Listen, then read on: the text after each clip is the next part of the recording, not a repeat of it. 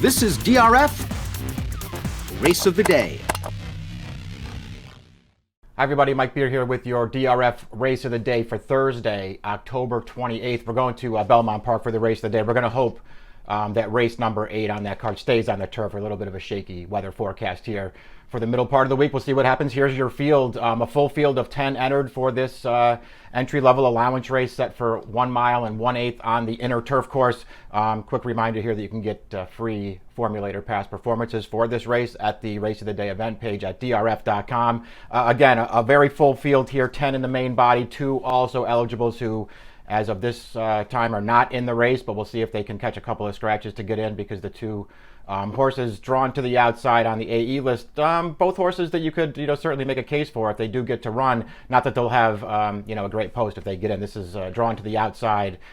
Going this distance on the inner turf at Belmont is not an easy thing to overcome. So we'll see what happens if they get in. We're going to handicap this race as if they are not. There are also a couple of very interesting main track only entrants even further out.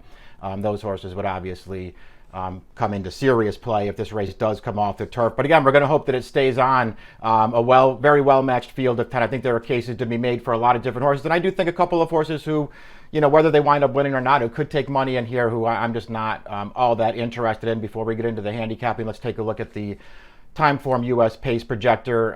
They have Timeform US has the 6 Ranger Fox, the 7 King Cause out there on the early lead together at the pace call. That's certainly possible. I think Ranger Fox is certainly going to go forward in this race as he stretches back out. His last 2 starts have both come in stakes races. One at a mile up at Saratoga. The last one they cut him back to 6 again in the Allied Forces. He didn't run well in either of those spots. To me, he's just not very good. I mean, I've not been a fan of this horse. Basically from the start. He does have a nice figure for a very easy maiden win 3 starts back, but he just beat a terrible field that day. I didn't like his 2 losses to kick off his turf career earlier this year. I thought he got great trips both times and lost without excuse. We'll see what happens. I don't know that he's going to take that much money in here, so if you think he's going to stretch out and perhaps make his way to an easy early lead in here, I guess you could take a shot with him. I'm not a fan. I don't want this horse. He would have to be just a huge price for me to use him. King Cause, on the other hand, does look like a major player in here. We'll take a closer look at him in a minute, but this is a horse who is second back from a very long layoff for trainer Mike Maker, and he ran very, very well in his first start back off of that layoff up at Saratoga towards the end of that meet. So he's a major player in this race, especially if he can get that trip. Sitting right up close on the pace with a horse like Ranger Fox is probably not a bad trip. Let's start down on the inside, though, looking at some contenders. St. Joe Louis, I mean, what are you going to say? He's a Chad Brown production here, very lightly raced 4-year-old by Kingman. He's raced as a gelding his entire career. I thought he was, I thought he ran okay in his career debut. That came very early in the year down at Tampa. They gave him a little bit of a break after that race. He got to the lead and got run down to finish second there. I thought he ran okay. I didn't think there was anything wrong with that performance. He did get time off after that. He came back at Belmont Park on May 16th, and he got the maiden win that day over, I think, a relatively weak field, but he got a really good trip in there. He certainly did improve to win that race, sort of easily too. It didn't feel like he needed his best to beat that field, and he was clear under the wire. 2 starts at Saratoga since then. I thought he was a little bit headstrong and hard to settle in the first one. They went a mile on that inner turf course up at Saratoga, first time in this condition. He was a little hard to settle. Maybe that cost him at the end because he just had no stretch kick at all. He came back in his very next start in Saratoga, sort of middle of that meet. Got a much better trip that day. It was just one of those races that came down to a blanket finish. He was pretty game. He was making up ground in the stretch there, but he was making up ground just along with everybody else. The eventual winner, Absam, sort of got a split towards the inside. St. Joe Louis and Cold Hard Cash were rallying down the outside. They couldn't get there. I thought he ran okay. He can win this race. He's got a great post. He feels to me like a horse who could take money in here, and I don't think I would take a short price on him. I wanted other horses, but St. Joe Louis is certainly a contender. Number 2, Regal Speaker, I think is a major player in here. Started off racing pretty cheaply in Florida earlier this year. He had good form in those cheaper races, but since he's gotten up to New York and been turned over to Danny Gargan, he's really upped his game. His last 3 races in particular, really solid performances. 3 starts back, trying to close into a pretty rated pace there, and he just couldn't get up, but he ran really well, and his next 2 starts are both wins, including one over this course and distance back in June. So that's a feather in his cap that you already know he can get this distance. And here's his most recent start. This is September 30th at Belmont Park. After a little bit of a lev, they didn't take this horse up to Saratoga. They waited, they brought him back here, and he ran really well again. Got a good trip. I like the patient ride Luis Saez gave him. Got him out into the clear coming around that second turn. He came with a really good finish, 88 buyer to close this race down. Really nice performance for this horse, for a trainer who, obviously can be very streaky. I just think this is a really nice horse. He's out in New York bred conditions now. He's got to step up and face open company here. Based on his last 3 starts, I think he can handle it. He'll get the distance. He's a tactical enough horse to get the right kind of trip in here from an inside post. I thought there was plenty to like with Regal Speaker, and I think he's a contender. Hidden Enemy is a 3-year-old who doesn't tend to win very often. He's 1 for 12 for trainer Steve Asmussen. He's tried some stakes races along the way. He's not good enough to win those races.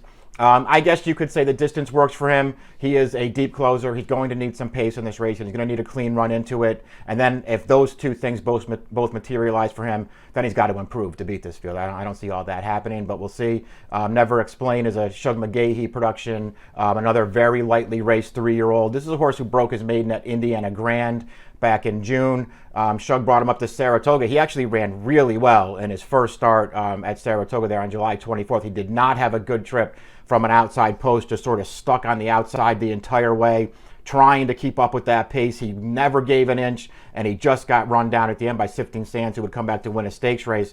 This horse ran really well in the first Saratoga race. His next 2 starts have left a little bit to be desired. I haven't been thrilled with either of his last 2 races, but I do think this horse has it in him to take another step forward. Whether it's in this race or not, I don't know. But I think he's going to be a good price in this race, and I think he's a player in here. Never Explain. I didn't pick him, but I could certainly see using him at the right price. Number 5 is Treason. I think this is a very interesting horse for Belmont. Sort of got away from everybody when he broke his maiden in his career debut back in June. Didn't take any money in there, went off at 25-1, but he certainly ran very well in that race. Came with a very strong finish in there to overpower the leaders. I thought that was a really good debut despite the big price. He lost his next 2 turf starts. I would suggest that anybody who hasn't seen those races go back and watch them. I just thought he got bad trips in both of those races. I'm not sure what the plan was back on July 15th, early in that Saratoga meet. But they just raided the break with this horse, took him back off the pace, and just kept him wide all the way around the track. I actually felt like he ran really well in there. He was in contention down past mid-stretch before he finally paid the price for that tough trip. He got tired. I thought he ran deceptively well that day. I thought he ran deceptively well again over this distance back on August 15th, a race that a few of these horses were in. I mean, he just never got in any position that day, was left with way too much to do in the stretch, but he was really running at the end of that race again. So I think his turf form is way better than it looks. I'm not concerned about the distance with this horse. I see that, you can see that they experimented with a dirt try with him last time with blinkers on. That didn't work out. I'm happy to see this horse back on the turf. I think he's a major player in here. John Velasquez takes over. Plenty to like with Treason, and he might be a fair price in here. Ranger Fox, we've talked about, I don't like. King Cause is a serious contender in this race. His turf form last year came for different trainers, 3 different trainers, in fact, but he had very good turf form last year. Was earning figures that are going to make him very tough in here, and then he missed over a year of racing before he returned at the end of the Saratoga meet for trainer Mike Maker, his first start for Maker off that layoff, and he ran another good race. We'll take a look at the stretch run right now, the replay. Overall, I thought he got a good trip in here. The pace was pretty solid, so he had to sit off of a little bit, but that was fine. I mean, there were 3 long shots out there on the lead, so, sitting back off it a little bit and out in the clear and fourth was not a tough trip at all for King Cause, but he did make the first run to go after those long shots on the lead. He did overtake them and get clear to mid-stretch, and then he just got a little bit tired, got run down by his stablemate Atone, who would come back and run very well to finish second with a 90-plus buyer against a much tougher field last week here at Belmont Park. So that horse is in form. Cold Hard Cash came back to win his next race. So I think he faced a good field. I think he ran well and showed, even off that long layup, that he still has his form intact. And I think this horse could easily take a step forward. Here's another horse. He wasn't up there with the leaders on the pace projector, but he certainly could be. He's got that kind of speed. Dylan Davis riding the turf courses very well right now. King Cause is a major player in here. Space launch for Christophe Clement. I guess you would just have to say he has to improve in here. I liked his debut win at the end of last year as a 2-year-old. But he did get a really nice trip in that race to win. And I think he's just run fine in his 4 starts since then. 3/3 from his 4 starts since then without picking up another win. But he's got a difficult post here. He's not really fast enough to beat this field right now. He's going to try to get the mile in an 8 this time. He does have speed. He could land in the right kind of trip here. Good tactical speed for this horse. I don't know. I felt like he had to improve here. One of the another 3-year-old in this field who I just feel like has to get better to win. Quid looks like a sort of an outsider here. Very consistent 4-year-old Galdine, but he looks like he's in pretty tough here, although he is one of the few horses cutting back in this race. Everybody else is basically stretching out. Number 10, Master of the Ring, is another 3-year-old, very lightly raced, only 3 starts. Finally got the maiden win off the layoff last time. He missed a lot of time too, only 2 starts as a 2-year-old. Came back off of a long layoff at the end of September and got the maiden win over an okay field at Delaware Park, only with a 71 buyer. Another horse who really has to improve and has a really tough post here. Thought he was pretty hard to make, but it's a really interesting race. I think a lot of different horses can win, and trips are going to be very important here. We'll just hope that it stays on the turf because, as we'll put the picks up there now, if this race stays on the turf, I want to bet Treason. I think this horse's turf form is just way better than it looks. I loved his debut, and I think he's gotten very unlucky in his only 2 turf starts since then. I'm happy to see him back on grass. I think he will get the distance. I'm hoping he gets the right trip here at a very fair price. I went 5, 2, 7, and 1. This is a good race, the race of the day. Race number 8 at Belmont on Thursday. Let's hope it stays on the grass. The approximate post time, 4:21 Eastern time. Good luck.